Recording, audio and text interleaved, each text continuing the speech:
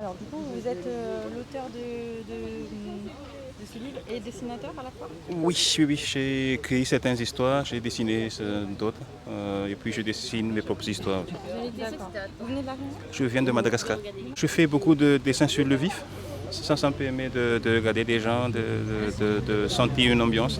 Et à partir de ça, il y a des idées qui naissent, et puis petit à petit, il y a des histoires qui se forment.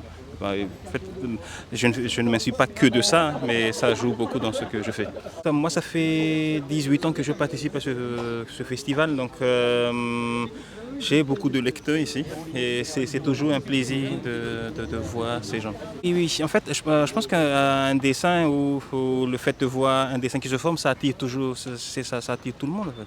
Et il y a une magie qui est dans un dessin. Et c'est intéressant vraiment pour nous et réconfortant pour nous de voir ces jeunes-là qui viennent feuilleter les bouquins.